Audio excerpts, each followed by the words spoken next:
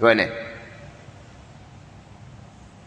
Memanglah kita duk bicara hukum akal, wajib akal apa semua. Tapi memanglah kita berpegang di akidah. Ke main akal je. Wajib pada akal Allah bersifat dengan wujud tidak bakal. Wajib pada akal. Dah berpegang ke dak Allah wujud tidak bakal. Berpeganglah, itu wajib syarak. Ni wajib pada akal, sidik, amanah, tabligh, fatanah. Dah kita pegang ke dak? Nabi Rasul ni sidik, amanah, tabligh, fatanah. Kita pegang, itu wajib syarak. Hukum akal tu dipanggil wasilah sahaja. Cuma kita nak kena bezalah.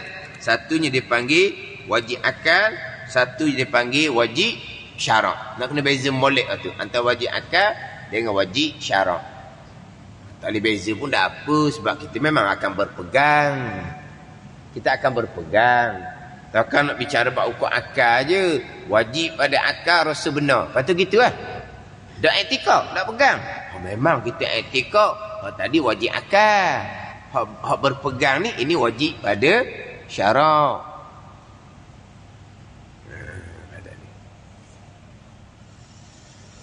Kemudian hak wajib pada akal bagi segala rasul 4 perkara ni, sebagaimana wajib pada akal bagi Allah 20 sifat lah. Hak ni atas jalan tafsil. Ada? Sebagaimana wajib pada akal bagi Allah 4 sifat, begitulah wajib bagi Allah 20 sifat. Sama saja. Ini atas jalan tafsil. Atas jalan detail, atas jalan terperinci. Macam dahululah. Wujud kidam bakok tu kena tafsil molek. Kena perinci molek. Sama juga. Sidik, amanah, tabligh, fatanah. Kena perinci molek. Kena perinci molek. Tapi kita berpegang sifat Allah bukan 20. Wajib berpegang secara ijmal, secara ringkas, secara kasar permulaannya.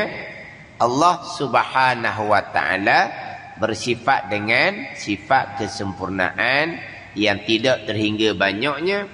Maha suci daripada sifat kekurangan yang tidak terhingga banyaknya. Dalil Allah bersifat dengan sifat kesempurnaan. Dalil maha suci Allah dengan sifat kekurangan ada makhluk ini. Itu kita berpegang secara ijmal. Sifat 20 jalanan yang masyhur itu atas jalan tafsil. Sama dengan 4 sifat ni pun atas jalan tafsil. Atas jalan terperinci. Kita balik tadi. Nabi Rasul pilihan Allah. Allah pilih manusia yang macam mana? Yang bersifat dengan sifat sempurna nisbah seorang manusia. Bukan hanya di Rasul ada sidik, amanah, tabligh, fatanah saja, tidak.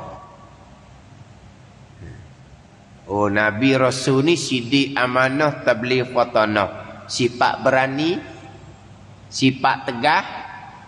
Tak ada cerita Nabi Rasul berani dan Nabi Rasul penakut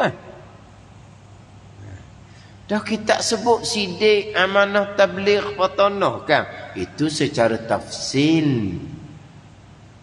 Itu peringkat yang kedua. Peringkat yang pertama, kita balik pada pembicaraan asal tadilah. Nabi Rasul pilihan Allah. Kita beriman dengan Allah, kita kenal Allah Subhanahu wa ta'ala yang bersifat dengan sifat kesempurnaan. Allah pun pilih Nabi Rasul. Manusia yang macam mana? Pilihan Allah ni. Pastilah manusia yang sempurna nisbah seorang manusia. Sempurna nisbah manusia lah, sebab Nabi Rasul bukan Tuhan. Nabi Rasul bukan Tuhan. Sempurna nisbah seorang manusia lah. Mana sifat sempurna? Berani. Nabi Rasul berani. Sebab penakut sifat kurang gitu. Kalau manusia biasa, kalau penakut orang tak pakai dah. Sifat tegah dengan tok tegah. Tok tegah mana ni? Keluk-kelek. Keluk-kelek tak tegah dah. Kalau keluk-kelek, manusia biasa pun tak pakai dah. Ini manusia pilihan Allah Ta'ala ni. Pastilah Nabi Rasul, manusia pilihan Allah, bersifat dengan sifat sempurna nisbah seorang manusia. Kena tu mula-mula sekali. Mustahil dia Rasul ni sifat kurang nisbah seorang manusia. Sifat sempurna di Rasul ni bukan hanya sifat hak akhlak tu sahaja. Sifat sempurna ni tubuh badan pun yang sempurna.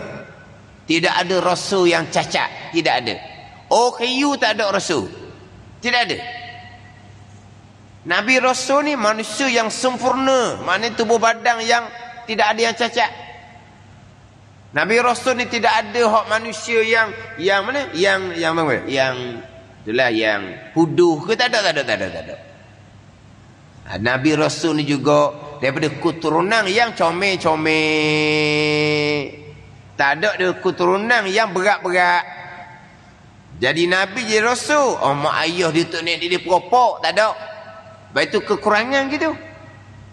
Walaupun hak salah tu mak ayah, bukan diri sendiri, tapi tu kekurangan. Kekurangan lah. Tu mak ayah dia dulu, toki dia tu, peropok kapun ni pada ni. Itu satu kekurangan. Maka itu mustahil dia Rasul.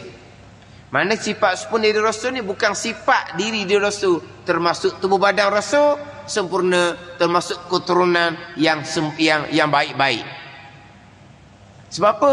Sebab Nabi Rasul pilihan Allah Subhanahu wa ta'ala. Pastilah manusia dipilih menjadi Nabi dan Rasul, manusia yang bersifat dengan sifat sempurna. Mustahil Nabi Rasul bersifat dengan sifat kekurangan nisbah seorang manusia. Sempurna pun manusia lah ni, sebab Nabi Rasul bukan Tuhan.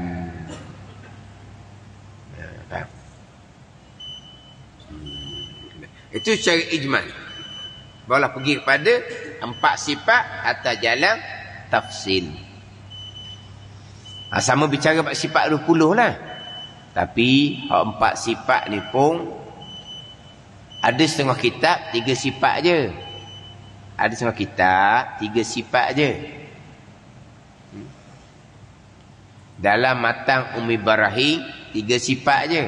Sidik, amanah, tabligh. Sidik, amanah, tabligh sahaja. Sidik, amanah dan tabligh. Tidak didatangkan sifat fatanah. Habis jumpa tak? Nah, kita ni 4 sifat lah. Sidik, amanah, tabligh, fatanah. Biasa jumpa tak kita selepas bicara sifat 20, pergi pada sifat Rasul 3 je. Sidik, amanah, tabligh. Fatanah tak ada. Tak pernah jumpa.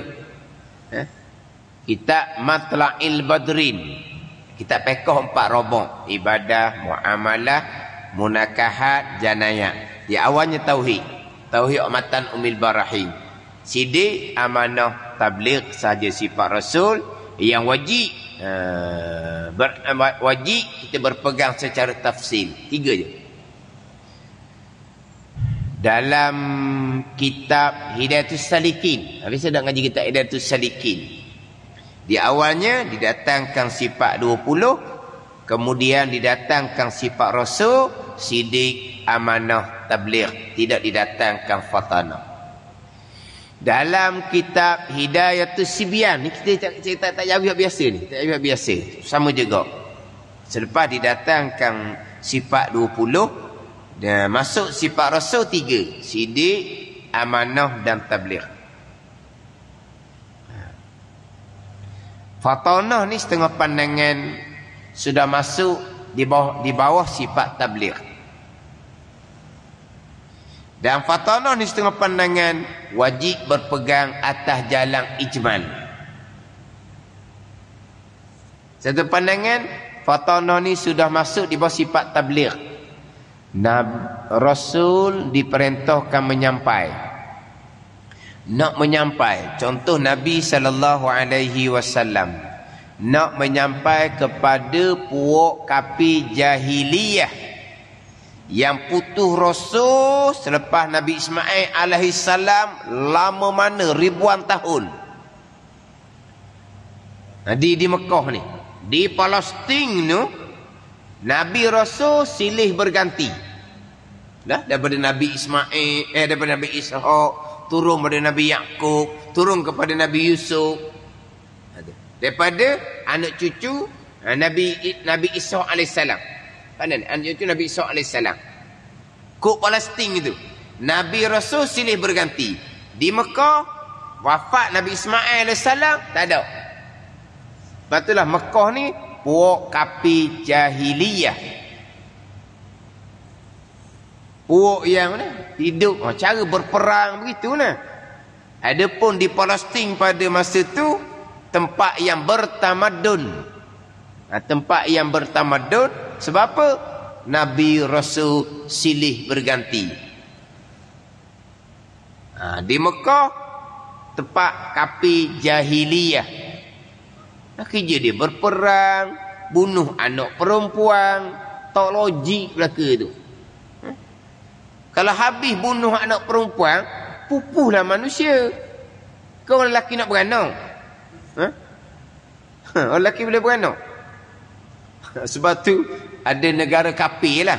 Negara kafir ditangkap orang yang liwat. Ditangkap orang liwat, dihubung sekali dalam penjara. Dia nak tunggu beranak aje. Kalau beranak aje, dia akan benarkan liwat. Tu je. Ni negara kafir. Kafir. Ditangkap orang liwat pun dalam penjara. Dia nak suruh duduk situ, liwatlah siang malam. Boleh mengandung je orang lelaki tu, dia akan benarkan liwat satu negara. Dia boleh beranak orang lelaki. Bunuh anak perempuan. Lepas tu akan datang, siapa nak beranak? Ni mana jahiliyah, bodohnya kafir Mekah. Bodoh. Dia bunuh anak perempuan. Dia tu lahir daripada ibu perempuan. Lepas tu kan pelik. Tu jahiliyah, kafir jahiliyah.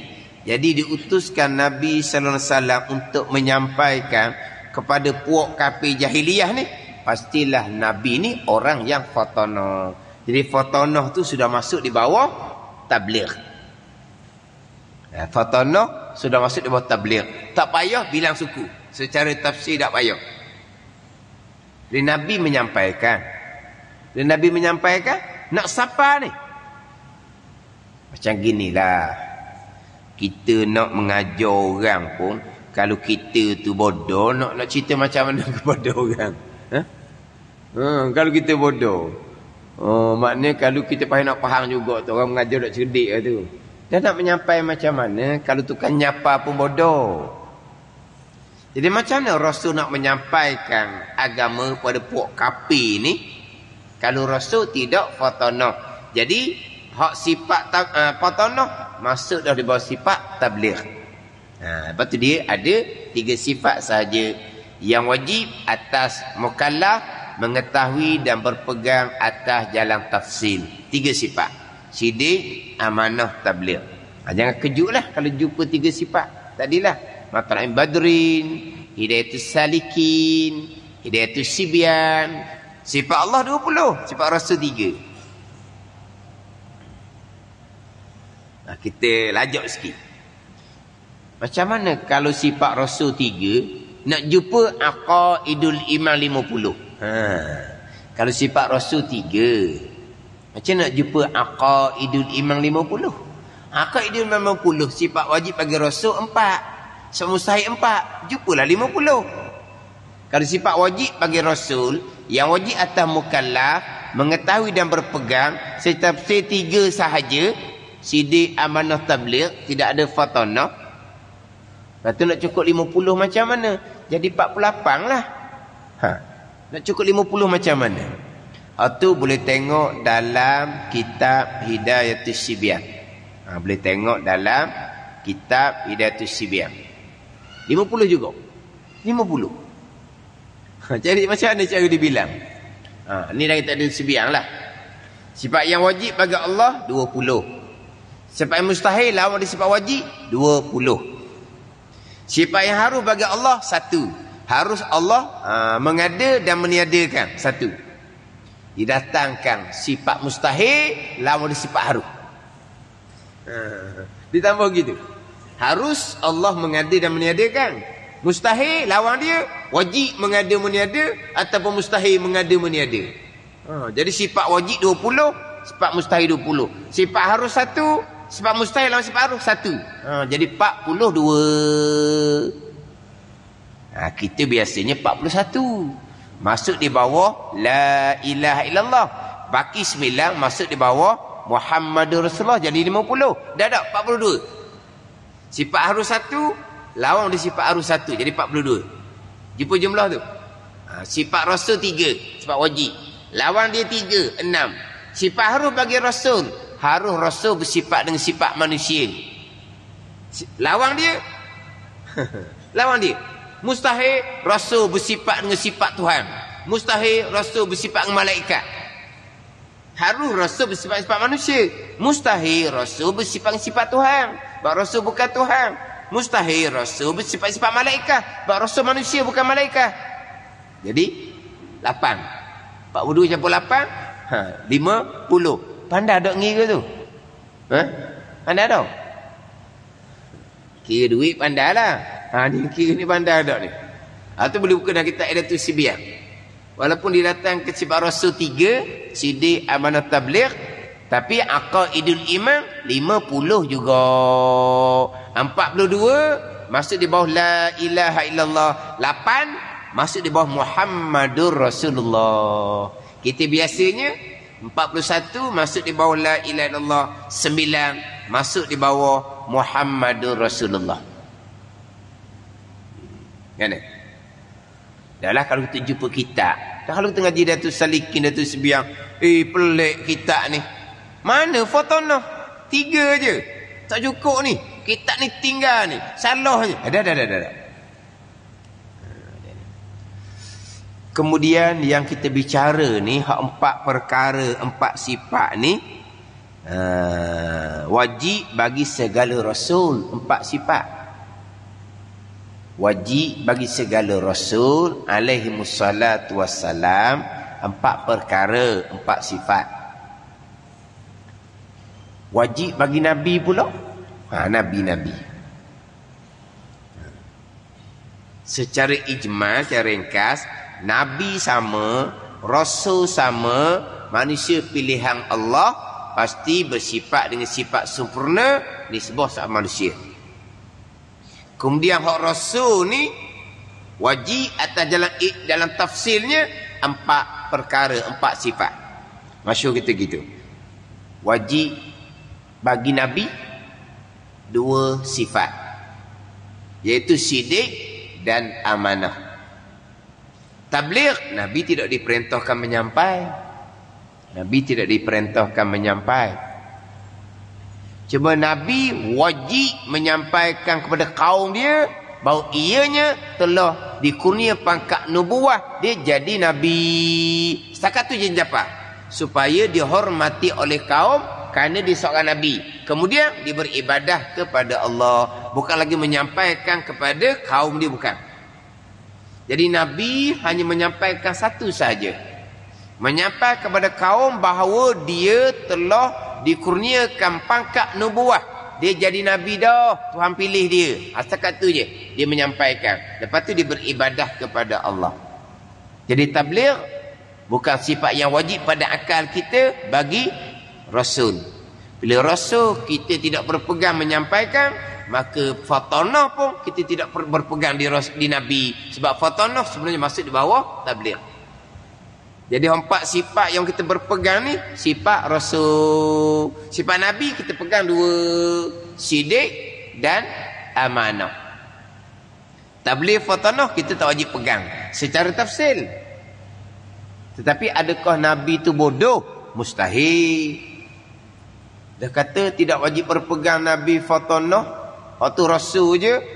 Kita sudah sebut tadi kan, secara ijmal, secara kasar permulaan, kita wajib berpegang Nabi Rasul pilihan Allah. Pasti bersifat dengan sifat sempurna di sebuah seorang manusia.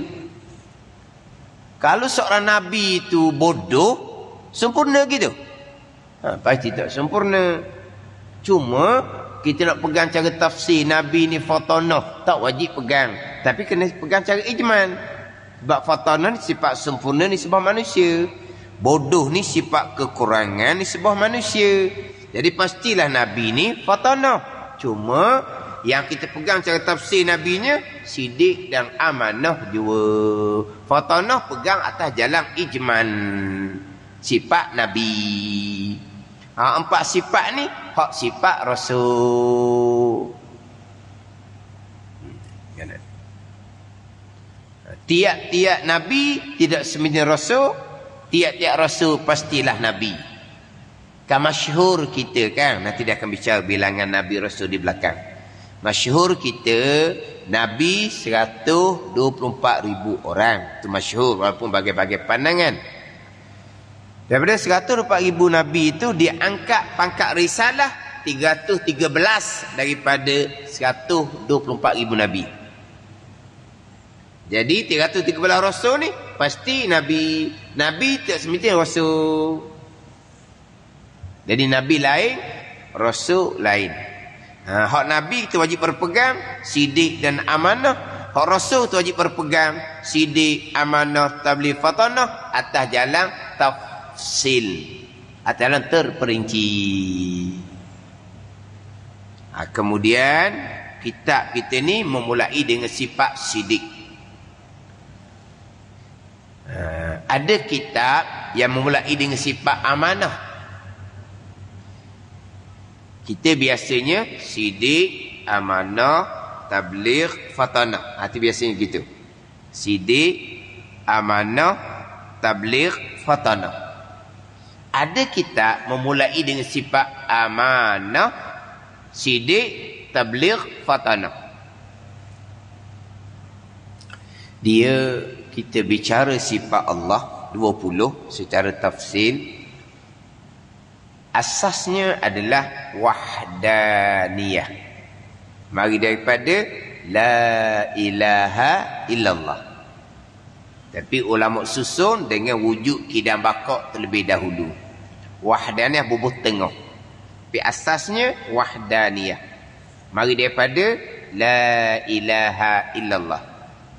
Asalnya wahdaniyah. Kita agama tauhid. Ada ni.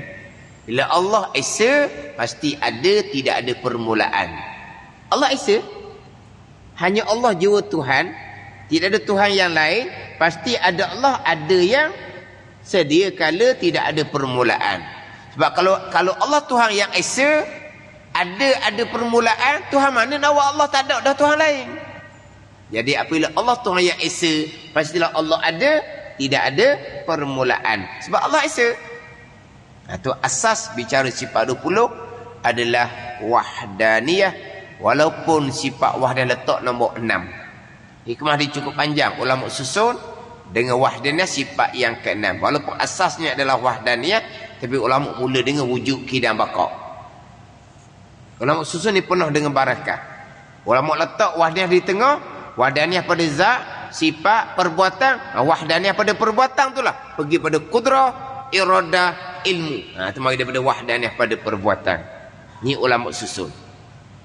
Sama juga dengan pembicaraan sifat Rasul. Asasnya adalah amanah. Tapi nak bicara amanah pun, bicaralah dulu benar pada dakwaan mereka sebagai seorang Nabi Rasul. Dimulakan dengan benar lah. Kita beriktikad akan benar Nabi Rasul. Bila kita iktikad Nabi ni benar, baru kita iktikad pula dengan amanah, tabligh, baru ajak gitu. Tapi asasnya adalah amanah. Kita pun biasa sebut dengan amanah. Ada yang kita sebut dengan ismatun.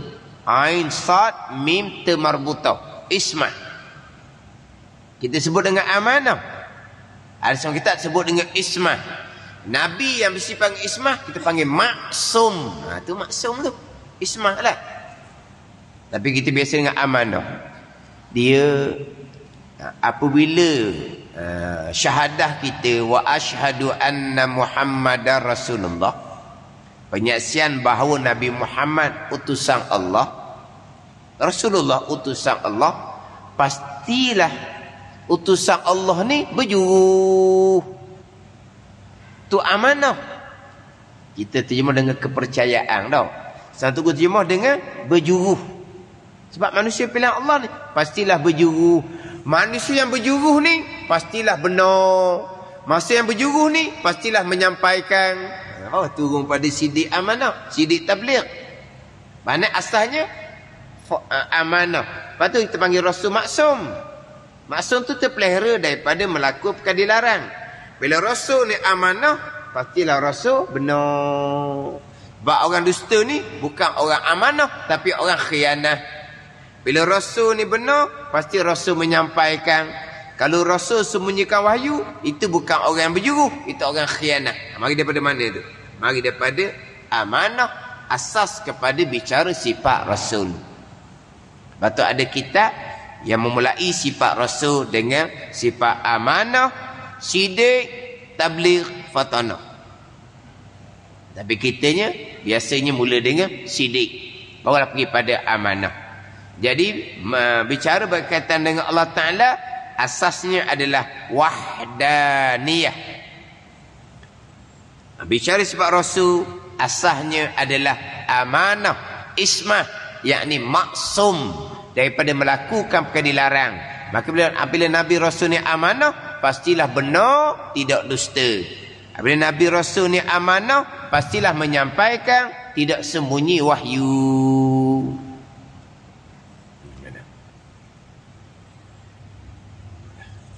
Mana kita perici lebih sikit lah. Perici lebih sikit. Lepas tu kalau kitab ni kita baca tempat yang sama depan, tak apalah. Ada ni. Sebab kita bukan kata ada target. Kitab ni kena habis dalam tempoh berapa tahun. Tak ada target. Selagi yang mengajar tu ada lagi, mengajarlah. Selagi yang belajar tu ada lagi, sama-sama belajarlah. Kena buat, kena target, kena habis tahun. Dah. Kita baca je. Kita baca, bukan nak dah bila nak tamat kitab dah. Ada ni, kita bukan sekolah ni. Tahun depan kitab lain, tahun nung kitab lain, tak ada. Kita ambil huraian yang lebih sikit. Mana kalau kitab tu kita tak boleh nak pindah tempat yang lain, kita baca tempat yang samalah. Jadi kita hak ni kita minggu depan kita baca tempat samalah. Kita baca, maka wajib pada syarak kita i'tiqadkan. Ni apa ni? Ni maksud dia. Benar mereka itu, benar pada dakwa mereka itu akan nubuwah, akan kenabian dan risalah, akan kerasulan. Wallahu a'lam. Bismillahirrahmanirrahim. Alhamdulillahirabbil alamin.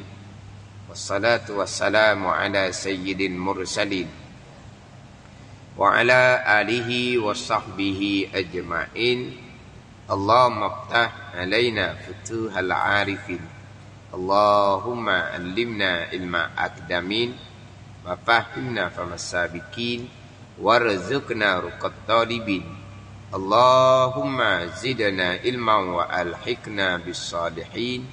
Wa sallallahu ala sayyidina Muhammadin wa ala alihi wa sahbihi wa sallam. Walhamdulillahi rabbil alamin.